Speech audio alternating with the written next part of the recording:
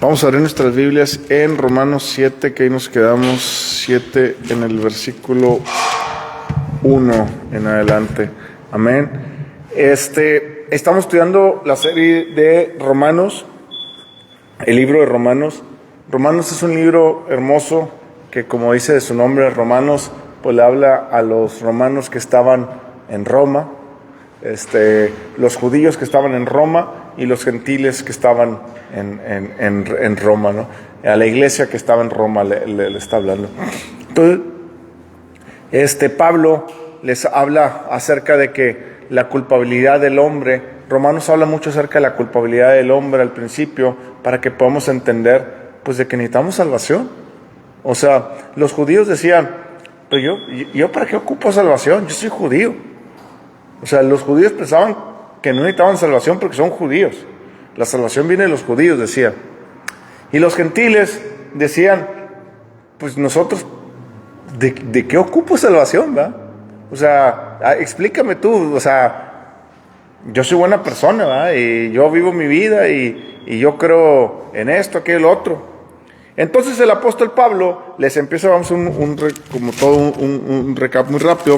En el capítulo 1 les empieza hablando Pablo acerca que el hombre es culpable y les dice por qué es culpable, ¿verdad? Y les empieza a decir, sobre todo el versículo 28 en adelante, les empieza a decir, pues de aquel que cree que no es culpable, lea lo que dice el versículo 28 en adelante para que se dé cuenta, ¿va? Y todos somos culpables, y todos somos destituidos de la gloria de Dios. Y luego en el capítulo 2, nos dice que va a venir un juicio de Dios, que por eso nosotros debemos de entender esta parte. Somos culpables porque Dios va a traer a juicio todo eso, ¿va? Y luego les explica, en el mismo capítulo 2, del versículo 17 en adelante, les explica que los judíos también son culpables. Y todo el capítulo 3 sigue la misma historia. Y les dice, no hay ninguno justo. Toda la humanidad, tanto judíos como no judíos, estamos bajo la culpabilidad. Amén. Todos estamos bajo pecado y todos somos culpables. Después del capítulo 3, versículo 21, les empieza a hablar de que, pero ojo, tenemos una salvación, dice, y esta salvación viene a través de Cristo Jesús, por fe. Y él les empieza a hablar, Pablo, de que la salvación que viene por Dios no es por nada que tú y yo podamos hacer. Es decir, no es por seguir las obras de la ley, ni por hacer ni por ser tan bueno. Cuando les habla a los judíos, les dice, ustedes no es por seguir toda la obra de la ley, y a los no judíos, a los gentiles, les habla, ustedes no se crean, por más buenos que hagan y por más cosas buenas que hagan, ustedes no tienen la salvación. Porque la salvación solamente es por fe y a través de la fe. Y les pone un ejemplo a los judíos y les dice a los judíos, porque los judíos son los que están un poquito más insistentes, no, nosotros no somos salvos por fe, nosotros somos salvos porque somos judíos, porque hacemos las leyes judías y todo lo judío. Y Pablo le dice, no, mira, le voy a poner el ejemplo de Abraham. Y le empieza a poner el ejemplo de Abraham en el capítulo 4 y les dice, Abraham, ¿cuándo recibió la justicia de Dios? Y dice, no, pues cuando le creyó. ¿Ven? Y después de Abraham, 400 años después, vino la ley. Por lo cual quiere decir que la justicia es por fe, porque Abraham le creyó a fe. Toda aquella persona que le cree a Dios, tiene fe. Y eso es lo que le estaba diciendo a los judíos, ¿ok? Y luego le comenta ahí todo el capítulo 4 acerca de eso. Y el capítulo 5 les dice, pero ustedes tienen que entender que cuando tú ya fuiste justificado por Dios por la fe, tú ya tienes paz con Dios. Es decir, tú estabas enemistado con Dios. Dios estaba enemistado contigo, no porque Dios te odie, sino porque tus actos y tus acciones son repugnantes para Dios y Dios tiene que castigar el pecado. Dios no odia a la humanidad. Dios odia tu pecado. Cuando la Biblia dice que Dios está enojado con aquellos que hacen el mal, que Dios está enojado con aquellos que hacen el mal, se refiere a sus hechos. La Biblia dice que Dios está enojado con aquellos que hacen el mal. Pero también es cierto que la Biblia dice que si el hombre se arrepintiese y el hombre voltease a ver a Dios y dejare sus malos caminos, entonces yo lo perdonaré si él se convirtiera de todo corazón, ¿verdad? Entonces, por eso podemos entender que una persona que hacía lo peor de lo peor. Ahorita estaba viendo unos videos esta semana donde una persona no creyente le cuestiona a un creyente y le dice: ¿a poco una persona que mata niños y que hace esto con los niños y que bla, bla, bla, si se arrepiente a los 60 años, ¿a poco va a ir al cielo? Y le dice: sí, va a ir al cielo. Y no por obras. Pero todo lo malo que él hizo, sí, Dios estaba enojado con todo lo malo que él estaba haciendo. Pero también en su amor y en su misericordia le presentó muchas veces las oportunidades de Cristo. Y en una de ellas, él decidió tomar ese por fe y cambió su vida. Dios muestra su amor con nosotros en que, a pesar de nuestras maldades, Él es paciente para con nosotros. Y le pueden preguntar al último ladrón en la cruz, ¿verdad?, cuando están en el cielo, el ladrón que murió con Jesucristo. Él es paciente. Le pueden preguntar a Pablo, que dice: tanto tiempo viví haciendo lo malo que yo pensaba que era lo bueno, ¿verdad? Le pueden preguntar a personas muy malas que se han convertido al cristianismo, que hay muchas personas. Les pueden preguntar a muchas personas. Dios cambia a las personas.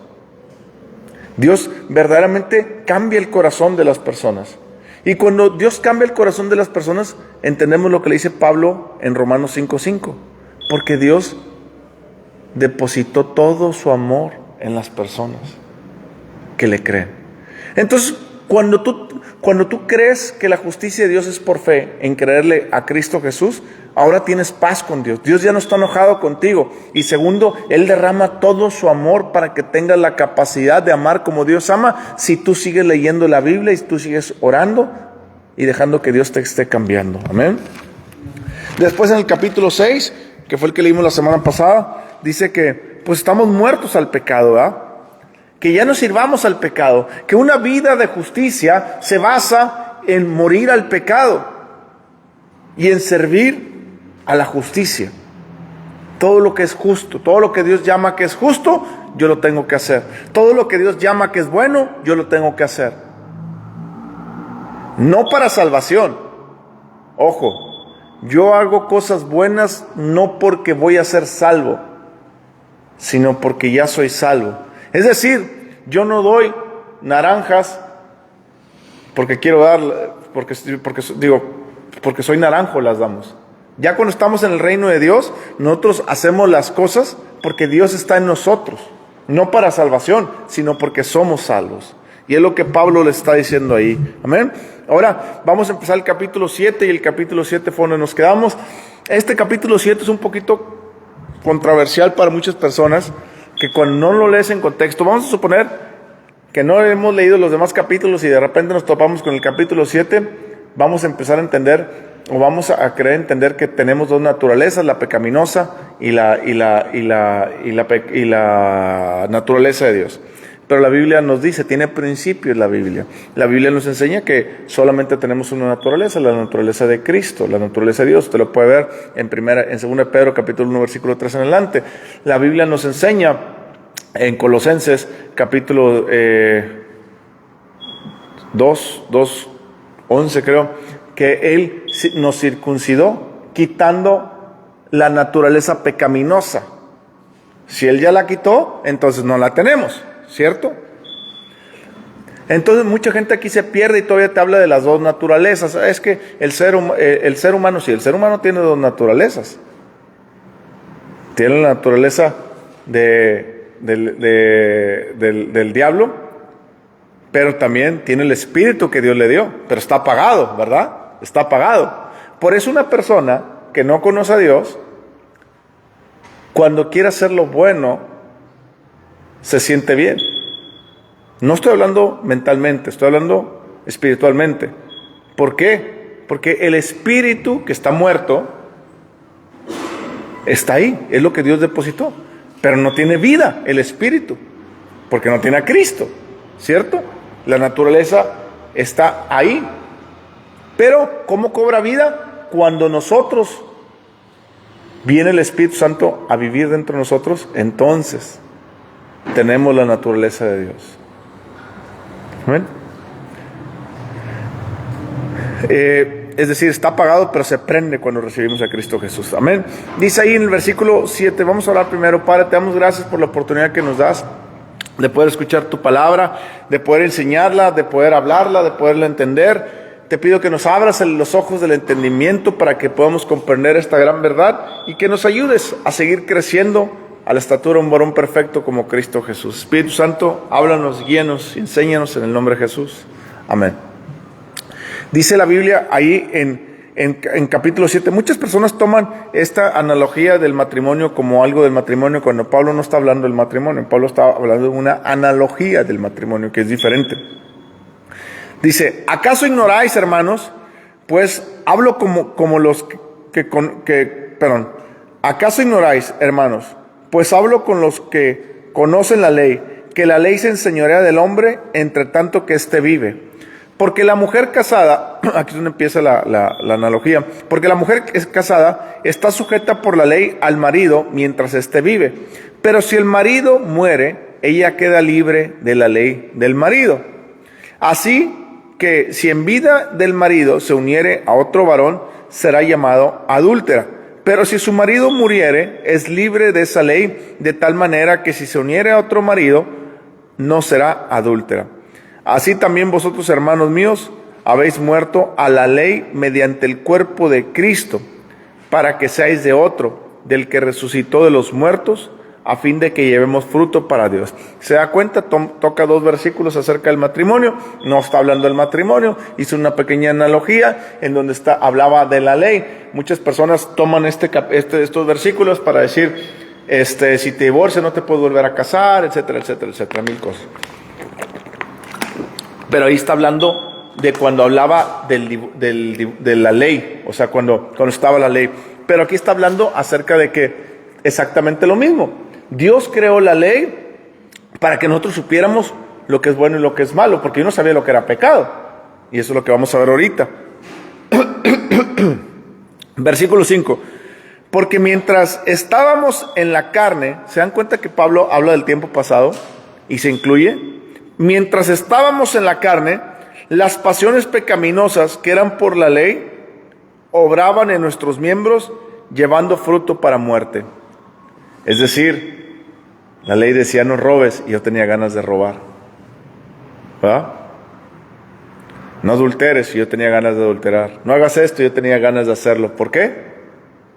Porque la ley, dice, la ley obraba en nuestros miembros. Es decir, se rebelaba. Versículo 6. Pero ahora estamos libres de la ley por haber muerto para aquella en que estamos sujetos. De modo que sirvamos bajo el régimen nuevo del Espíritu y no bajo el régimen viejo de la letra. Aquí Pablo está diciendo que las personas que hemos decidido darle nuestra vida a Cristo Jesús, acuérdense que le está hablando a judíos que están viniendo al cristianismo y le está hablando a gentiles que están llegando al cristianismo. Es decir, ¿cuál es la diferencia? Bueno, la diferencia es bien sencillo. En los judíos, ellos querían seguir la ley. Y los gentiles, pues, ¿qué es el pecado? ¿Sí me explico? Los judíos sabían que era el pecado y los otros no sabían, no les importaba que era el pecado porque para ellos no había conocimiento. ¿Ok? Entonces, ahora Pablo le está diciendo, ya no hay que vivir bajo la ley, sino que tengamos que vivir bajo el nuevo régimen del Espíritu. Y eso es algo difícil de entender y a veces hasta difícil de enseñar cuando no entendemos la capacidad, porque hay dos extremos. Están los extremos en donde tú vas a unas iglesias y todos se guían por el Espíritu según ellos y dejan la palabra de lado, ¿ok? Es decir, para ellos dicen que todo es el Espíritu Santo. El Espíritu Santo dijo, el Espíritu Santo hizo, el Espíritu Santo esto, el otro y aquello, el otro y el Espíritu Santo. Y muchas de esas veces no es el Espíritu Santo. Son las emociones de las personas, son las personas no basadas en la palabra de Dios. El Espíritu Santo siempre se basa en la palabra de Dios, porque la escribió. Nunca va a ir en contra de él, de la palabra de Dios. ¿Ok? Entonces, tú vas a iglesias y hay veces que las personas te empiezan a ser guiados por el Espíritu Santo supuestamente y son muy libres que el Espíritu Santo y empiezan a hacer 1000 cosas supuestamente movidos para el Espíritu Santo, por el Espíritu Santo. Y eso es lo que... aquí me estoy saliendo un poquito del tema para que podamos entender cuáles son los extremos. ¿Ok? El otro extremo es, no, es que la Biblia dice así, es que la Biblia dice así, es que la Biblia es así, y nunca hay revelación del Espíritu Santo. ¿Me explico? No, es que la Biblia es así, la Biblia dice esto, el otro. Y estos de un lado de izquierda no dejan mover al Espíritu Santo. Y estos de acá piensan que todo es el Espíritu Santo. Todo. No lo sujetan a la palabra. Y acá es al revés, está todo sujeto a la palabra, pero no dejan mover al Espíritu Santo porque no tienen revelación. La Biblia siempre nos enseña a ir por en medio. Y la Biblia siempre nos enseña a juzgarlo todo con la palabra.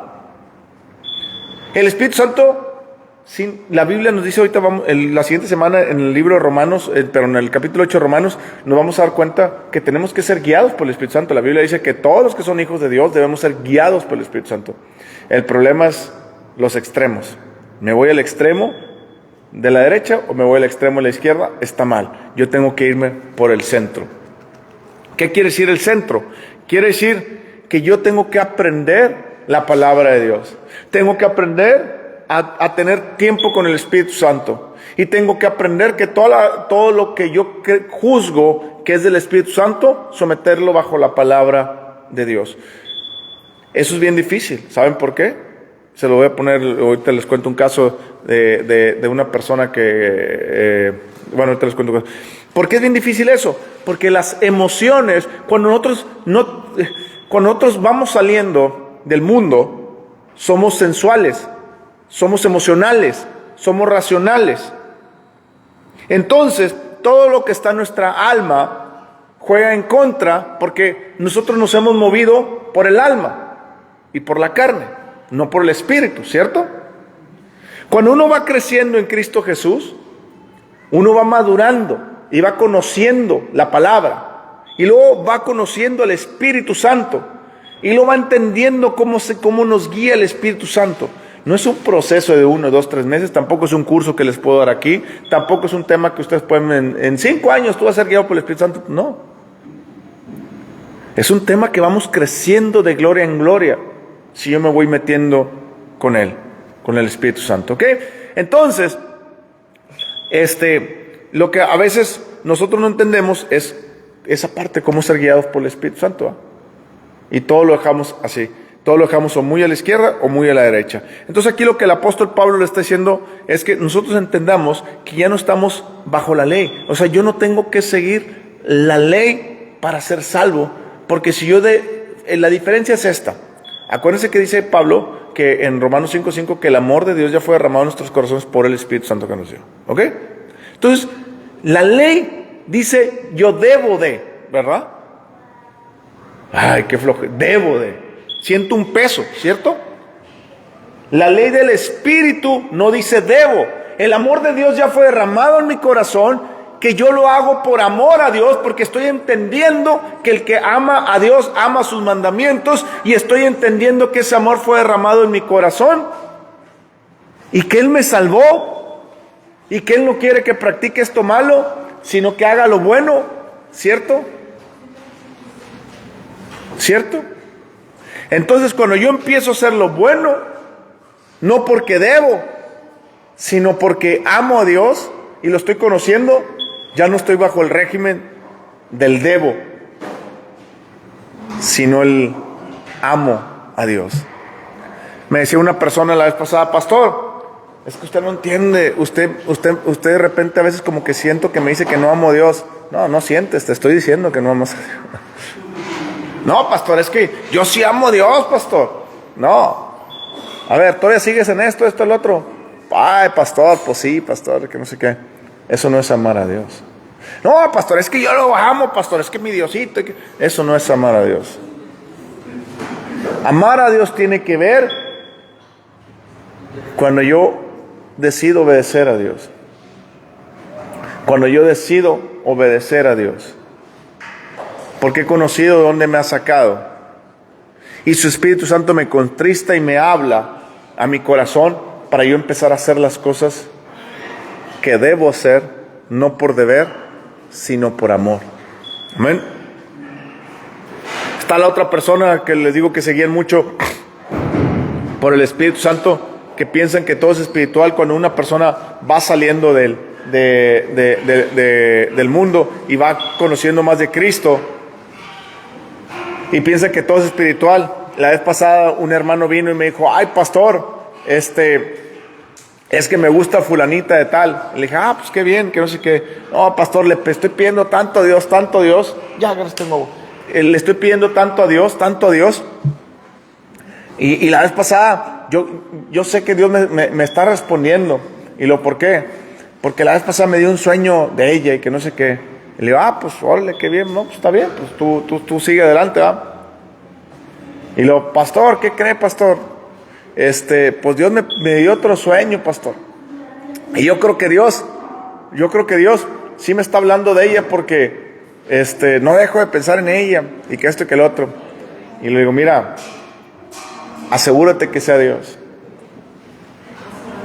De repente pasó un tiempo y ya lo volví a ver y luego lo veo bien desinflado el globo y luego le digo, ¿qué pasó? Y me dice, no pastor, pues es que pues la muchacha ya tiene novio. Pues no que eras tú el bueno, no que tú que te dio. No pastor, es que todo lo queremos espiritualizar, todo lo queremos tener espiritualización. Y no todo lo metemos en el espíritu. Todo queremos espiritualizarlo. Todo queremos verlo de una manera que Dios esto. Pero lo que tenemos que hacer es verlo con Dios.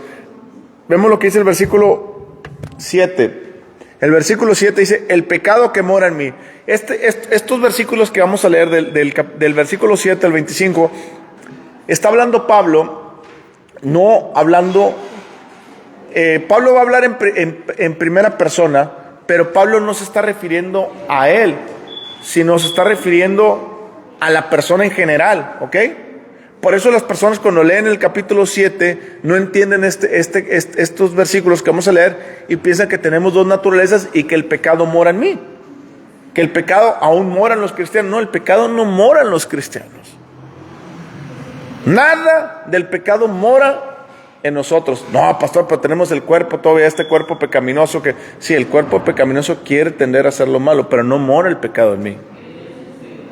Cuando yo le pido perdón a Dios, Dios me lava y me limpia, el pecado no mora en mí. La Biblia dice que la simiente de Dios mora dentro de nosotros, y si la simiente de Dios mora en nosotros, el pecado no puede morar con nosotros. Versículo 7.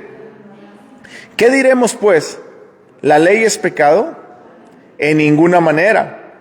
Pero yo no conocí el pecado sino por la ley, porque tampoco conociera la codicia si la ley dijera no codiciares. ¿Se está dando cuenta? Está diciendo, entonces la ley es pecado. No, la ley no es pecado. La ley nos revela lo que le agrada a Dios y lo que no le agrada a Dios. Pero el pecado me seduce. Con que Dios, acuérdense, ¿cómo sedujo el diablo a Adán y Eva? Viene Adán y Eva al huerto del Edén, y viene el diablo y le dice, con que Dios ha dicho que no comieras de ese árbol, ¿eh? Con que Dios ha dicho que no codiciares, con que Dios ha dicho que no fornicares, con que Dios ha dicho que no robares, con que Dios ha dicho esto. ¿Te das cuenta que el diablo siempre viene con que Dios ha dicho esto? ¿Qué le dijo el diablo a Jesucristo en la tentación del desierto? Pues si eres Dios, haz que se conviertan en pan estas piedras. Y luego, ¿qué le dijo el diablo? Más adelante el diablo le dijo, bueno, pues tírate de este pináculo, de esta torre alta, porque Dios dice que Él mandará a sus ángeles a que te guarden y te cuiden, con que Dios ha dicho. ¿Sí me explico? Entonces, la ley no es mala. La ley nos enseña y nos revela lo que le agrada y no le agrada a Dios. El problema es el pecado que hay en el mundo, porque el pecado vino al mundo y está en el mundo y tienta a las personas. La Biblia dice que no es Dios el que nos tienta. Dios no quiere ni tentarte. Dios no puede ni tentarte porque no tiene pecado. ¿Quién es el que tiene pecado? El diablo. Fue el primero que pecó y fue el primero que se rebeló. Pecado, ¿sabes lo que significa pecado? Pecado significa rebelarte en contra de Dios. Eso es pecado. Y el diablo fue el primer pecado. Las personas pueden decir, pero entonces ¿por qué Dios hizo el diablo? ¿Por qué Dios hizo el pecado? Porque Dios quiso darle una oportunidad a los ángeles y a los humanos. Es decir, Dios hizo una cantidad de ángeles. Y Dios les dijo, les voy a dar libre albedrío a los ángeles. Pero una vez que los ángeles decidan de qué lado se van a formar, ya no hay reversa. Es decir, Satanás decidió separarse de Dios y lo siguieron muchos ángeles. Y estos ángeles decidieron quedarse con Dios. Y estos se quedaron con Dios y aquellos se quedaron. Y son demonios y estos son ángeles. Ya no hay más. Nosotros no. Nosotros vinimos a la tierra, pecamos porque el diablo nos engañó y Dios todavía nos trajo salvación. Por eso somos mayores que los ángeles. Por eso Satanás se enojó cuando nos hizo Dios. ¿Por qué? Porque dijo, ¿quién es el hombre para que lo tengas en alta estima más que los ángeles? Lo hiciste inferior en fortaleza y todo eso, pero es mayor. ¿Qué es el hombre? Y Dios, no solamente cuando nosotros decidimos pecar, ya significa que tomamos bando de Satanás. Él envió a su Hijo Jesucristo para rescatarnos, sacarnos de ahí y pasarnos de las tinieblas a la luz. ¿Te das cuenta de lo hermoso que es nuestro Dios? La ley, Dios se la dio al pueblo, o se la dio a la gente, a la humanidad, para que comprendiéramos qué le agrada a Dios y qué no le agrada a Dios. Pero el pecado está en el mundo, el pecado está aquí alrededor, y el pecado te dice, como cuando... No voy a decir que no ocupas tanto, porque acuérdate cuando estábamos chiquitos y que tu mamá te decía, deja ahí, no toques ahí. Y ahí va uno, ¿ah? Nos gusta hacer lo malo desde chiquitos, ¿cierto? Que te dije que no vas para allá, y ahí está el niño, ¿ah? Somos rebeldes. Pero en Cristo nos cambia. Entonces, eso es lo que dice, eso es lo que dice ahí. El versículo 7 es lo que dice ahí. El pecado, la ley es buena, pero la ley nos enseña qué le agrada a Dios y qué no. Pero el pecado toma ocasión de eso para volvernos a jalar. Versículo 8. Mas el pecado, tomando ocasión por el mandamiento, produce en mí toda codicia, porque sin la ley el pecado está muerto. ¿Por qué está muerto el pecado sin la ley? Porque si Dios no dice que no le agrada esto, entonces el pecado dice, no, pues ¿para qué lo hago? El pecado lo que quiere es ir en contra de Dios. ¿Me explico? Entonces, si la ley no lo dice, está muerto el pecado. ¿Me están entendiendo? Pero como la ley lo dice, entonces el pecado dice, tomando ocasión por el mandamiento, produce. ¿Cómo produce eso? Empieza a tirarte dardos el diablo a tu cabeza para que tú caigas en pecado. Versículo 9. Y yo sin la ley vivía en un tiempo, pero venido el mandamiento, el pecado revivió y yo morí. Hallé que el mismo mandamiento que era para vida, a mí me resultó para muerte. Porque el pecado, tomando ocasión por el mandamiento, me engañó y por él me mató. ¿Se da cuenta? El pecado nos mata, nos engaña. El pecado nos aleja de Dios. El pecado nos aleja de Dios y nos engaña. He conocido muchas personas y en mi vida mismo he sido engañado por el pecado, y el que no diga que no ha sido engañado por el pecado es mentiroso. Porque cada vez que pecamos somos engañados por el pecado. Cada vez que yo decido faltarle el respeto a alguien, cada vez que yo decido hacer algo que no agrada a Dios, yo fui engañado por el pecado. Pero yo no le puedo echar la culpa al pecado ni al diablo. Yo tengo que tomar responsabilidad sobre lo que hice, pedirle perdón a Dios y decirle, perdóname, Señor, porque fui engañado. Dios lo entiende, Dios lo sabe, Dios lo comprende, porque ya no estamos bajo la ley donde merecía ser apedreado, sino bajo la ley del Espíritu, en la que llega mi corazón, me contrita, en donde me empieza a hablar, me arrepiento y me empieza a llenar de amor para salir de esa ocasión de pecado y seguir caminando con Dios. Amén. Entonces dice, versículo 11, porque el pecado tomando ocasión por el mandamiento me engañó y me mató. Acuérdense que leímos en Romanos 3:23 que la paga del pecado es la muerte, por eso nos mata. Si tú sigues practicando el pecado, tú te vas a morir espiritualmente. ¿Cuál es la segunda muerte? Cuando tú vayas al juicio delante de Dios.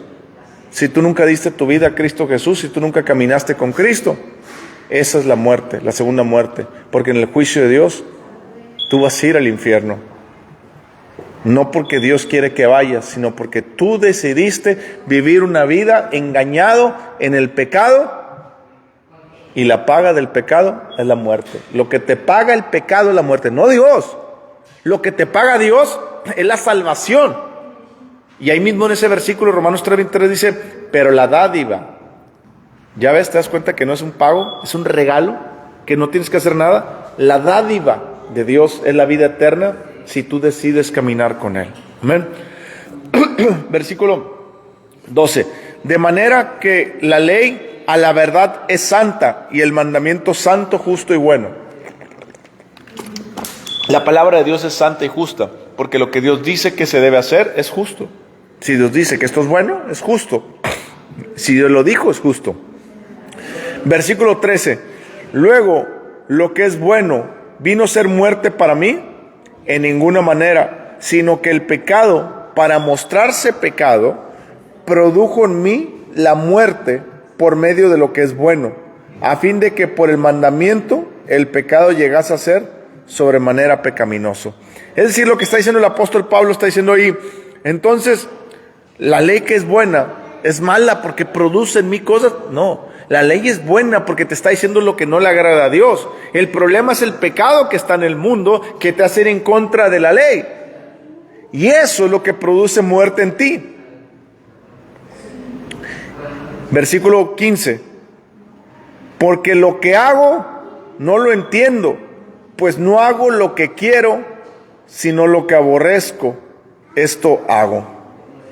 Aquí parece que Pablo está hablando en tiempo presente y está hablando como él, ¿verdad? Pero se dan cuenta que Pablo, si ustedes leen el contexto, se dan cuenta que Pablo no está hablando en tiempo presente. Pablo está haciendo una analogía de la vida de una persona o de su vida pasada, o está hablando de una persona que está viniendo a Cristo, o está para venir a Cristo.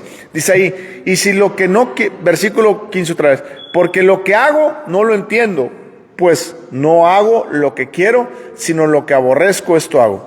Y si lo que no quiero, esto hago, pruebo que la ley es buena. ¿Se están dando cuenta? Si la ley dice, no codicies, y yo no quiero codiciar, y estoy codiciando, y siento dentro de mí algo, entonces estoy demostrando que la ley es buena en realidad. Versículo 17. De manera que ya no soy yo quien hace aquello, sino el pecado que mora en mí. Vuelvo a repetir, Pablo no está hablando en tiempo presente, ni está hablando de él, sino está hablando de la persona. Dice, de manera que ya no soy yo quien hace aquello, sino el pecado que mora en mí. ¿Por qué sabemos esto? Porque en la vida del creyente, el pecado no puede morar en su vida, porque si no, no fuera creyente. ¿Cierto? Una persona que vive en pecado no es creyente, porque no ha creído. Pero una persona que no es creyente, pues no vive en pecado, y el pecado mora en él.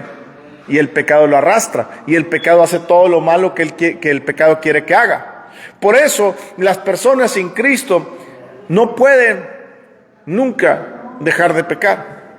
Las personas sin Cristo son difíciles que salgan de las ataduras, de las adicciones, Por más que una persona diga, yo he conocido muchas personas que me han dicho, conocí la vez pasada a un chavo muy bueno, un amigo mío que es extranjero, decía, Adrián, es muy guapo y todo, dice, Adrián, tengo un problema con las mujeres, o sea, me acuesto con todas las mujeres, me duermo con todas ellas, etcétera, etcétera, y yo quiero dejar eso. Y él empezó a practicar la yoga, meditación, y empezó a practicar un chorro de cosas, se va a las montañas y todo, para calmar toda esa parte de eso. Y luego me lo vuelvo a topar, y le digo, ¿y cómo vas? Y me dice, mira, Adrián, pues ya lo tengo más tranquilo, ya estoy más tranquilo.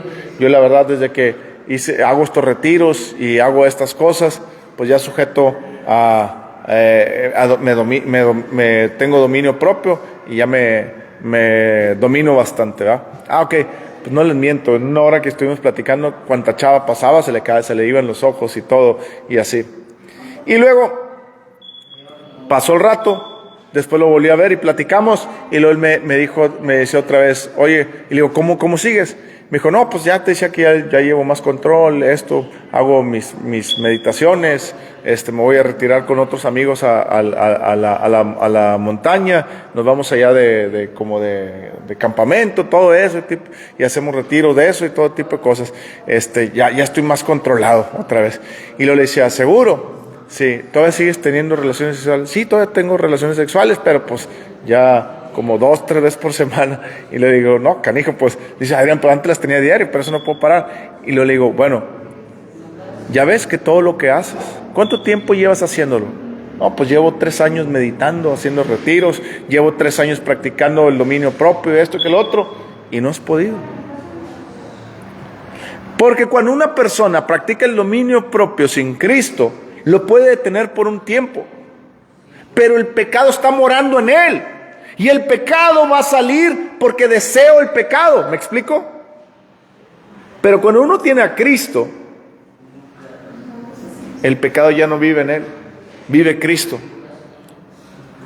Y mi mente y mi cuerpo quiere seguir pecando. Pero si yo le he dado mi vida a Cristo, el Espíritu me sujeta, me habla con amor y me dice, eso no le agrada a Dios. Y si yo le creo, el Espíritu Santo tiene el poder de desarrollar la naturaleza divina en nosotros, que la Biblia dice que Dios no nos ha dado espíritu de temor, sino de poder, de amor y de dominio propio.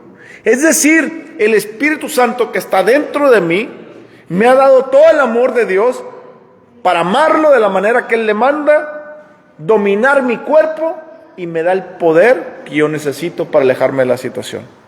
¿Se da cuenta?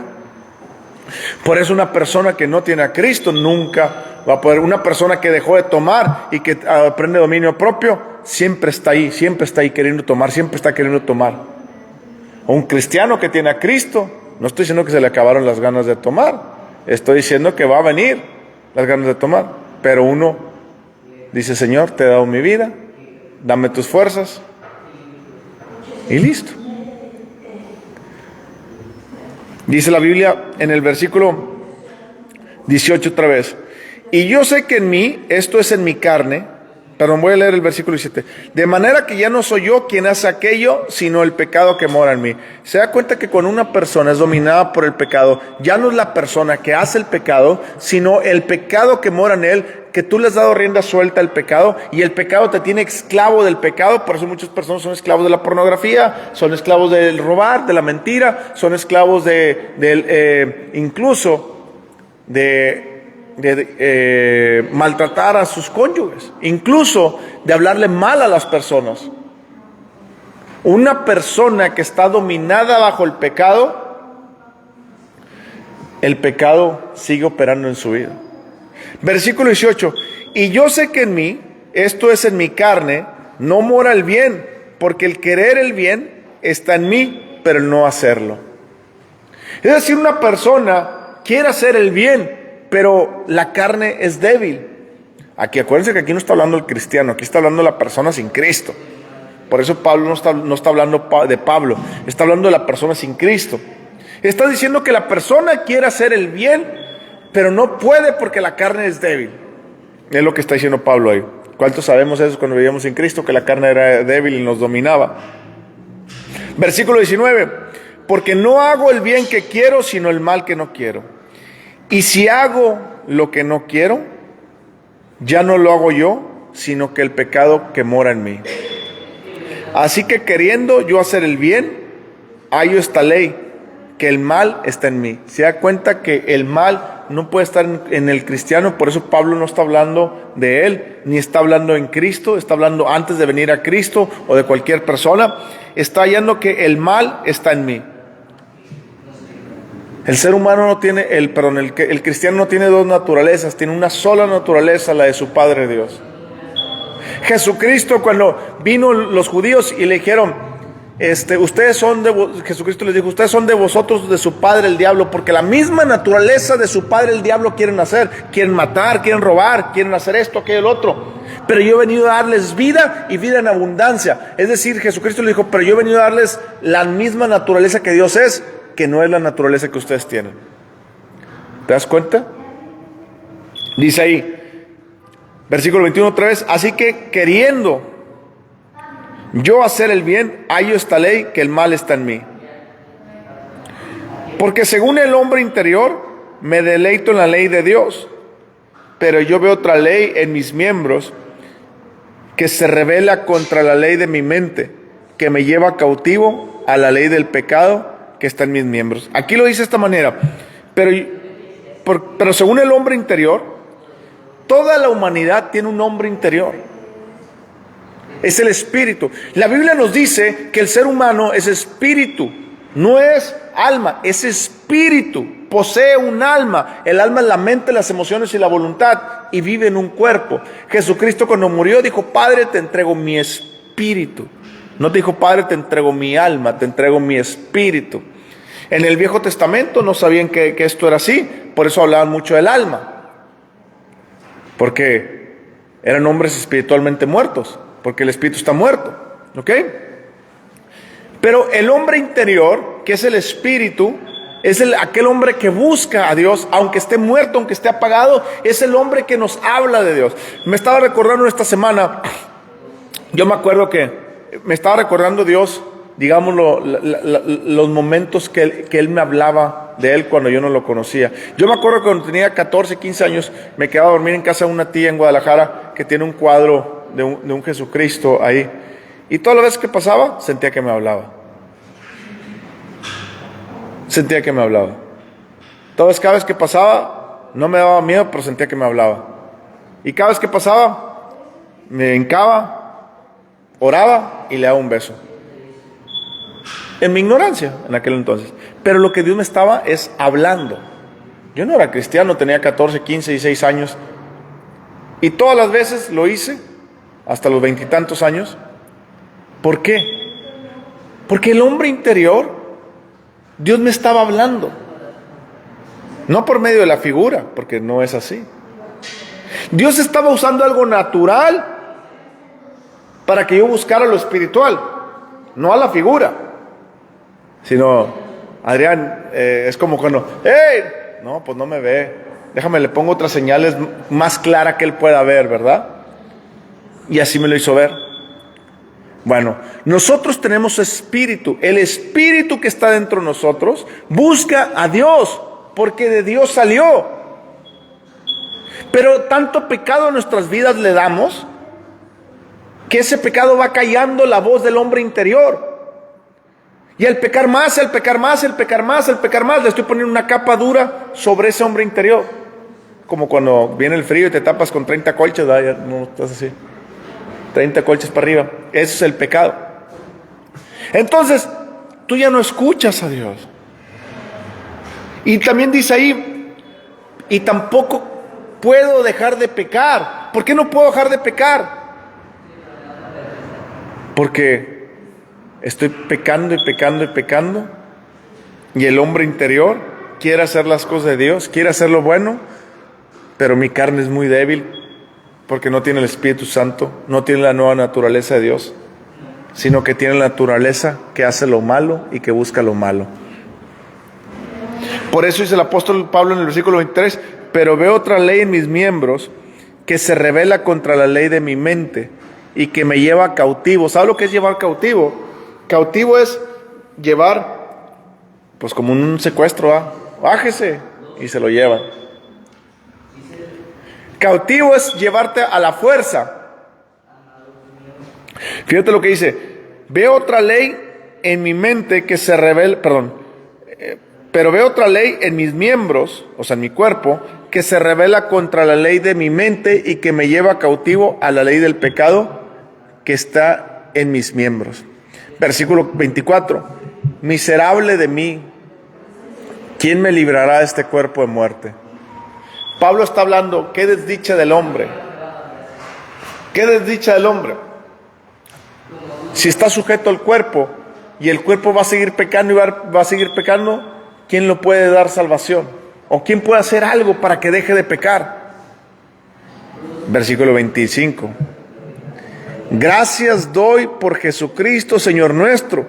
Así que yo mismo con la mente sirvo la ley de Dios, mas con la carne a la ley del pecado. Aquí Pablo está hablando de lo siguiente. Pablo está diciendo, así que yo mismo con la mente sirvo la ley de Dios. No está hablando del Espíritu todavía, A veces nos confundimos. Pablo está hablando que de la persona que está viniendo y que quiere venir a Cristo. Dice, gracias a Dios por Jesucristo. O sea, está reconociendo que hay un Salvador y que ese Salvador es Jesucristo. Que con mi mente yo estoy razonando las cosas buenas y que quiero hacer las cosas buenas, pero mi carne no puede hacer las cosas buenas. Si nosotros dejamos solamente el capítulo 7, entonces lo entendemos mal. Pero acuérdense que viene el capítulo 18. Entonces, fíjense lo que viene el capítulo, el capítulo 8. Vamos a leer nomás los primeros versículos. De eso lo vamos a dejar para la siguiente semana. Ahora pues, ninguna condenación hay para los que están en Cristo. ¿Se dan cuenta que Pablo ahora cambia? Los que estaban sin Cristo a los que están ahora en Cristo. Ahora Pablo te está diciendo, esos eran los que, ¿se dan cuenta que Pablo no estaba hablando de él? Está diciendo que estaba hablando del versículo 7 en el 25 del capítulo 7. Está hablando de una persona que vivía sin Cristo y que estaba vendido el pecado y que por más que quería hacer lo bueno no podía porque estaba dominado por el pecado. Y lo termina diciendo en el versículo 24, pues qué miserable es el ser humano que no puede salir del pecado. Pero dice Pablo, no, pero no es así. Gracias doy a Cristo, que aunque mi mente quiere hacer lo bueno, mi cuerpo no quiere. Y luego Pablo nos explica en el capítulo 8 cómo es posible vivir la vida que Dios demanda con el Espíritu Santo. Y que es una vida sin pecado. Y es una vida en donde podemos, ya no somos esclavos del pecado, donde fuimos libertados del pecado, donde el pecado no mora en mí. Amén. Gloria a Dios. La carta de Romanos, sobre todo el capítulo 7, nos enseña una cosa bien importante.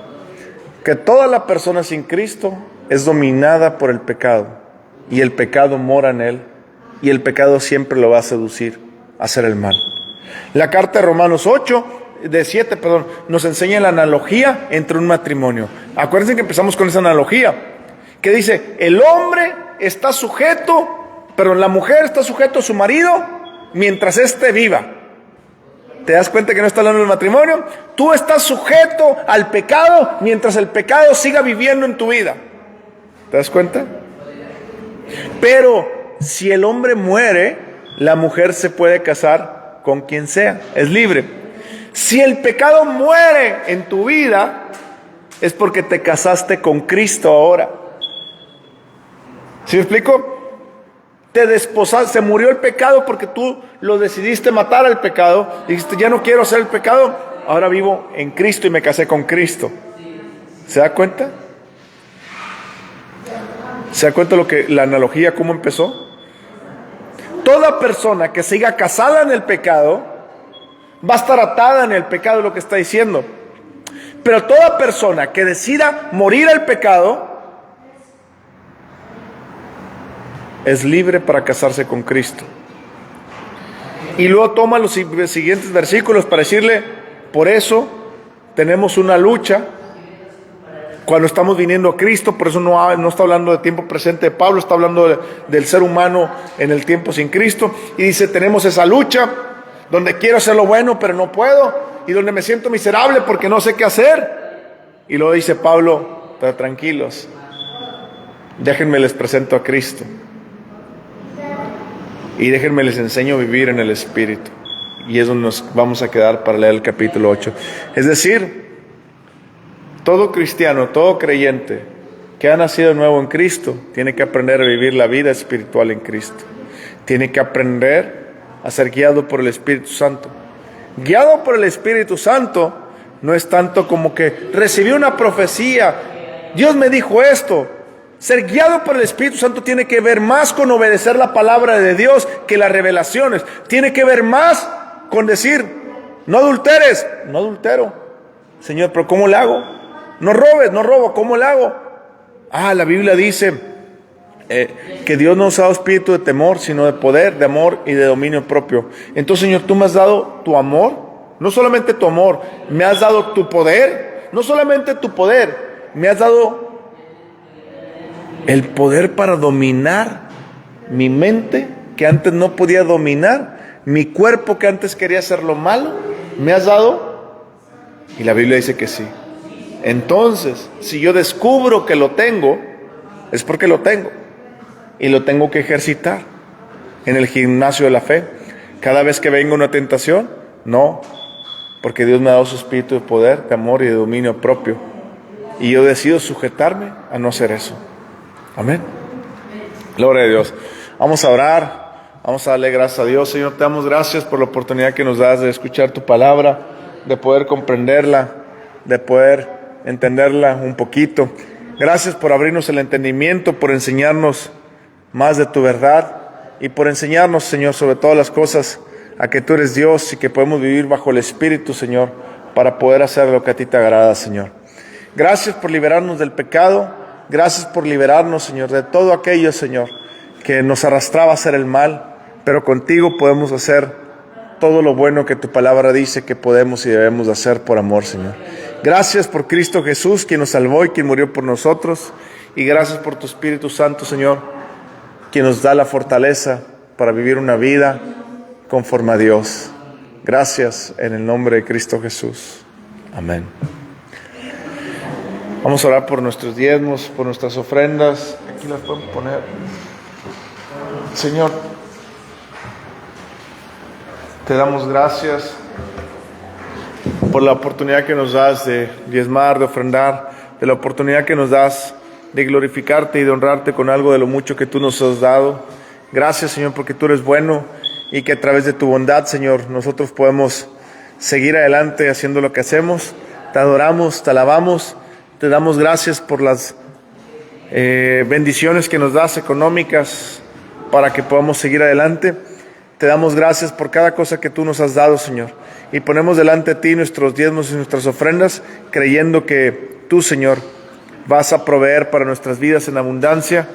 Te pedimos por nuestros trabajos, te pedimos, Señor, para que sigas prosperando todo lo que hacemos, Señor, y en el nombre de Cristo Jesús. Amén.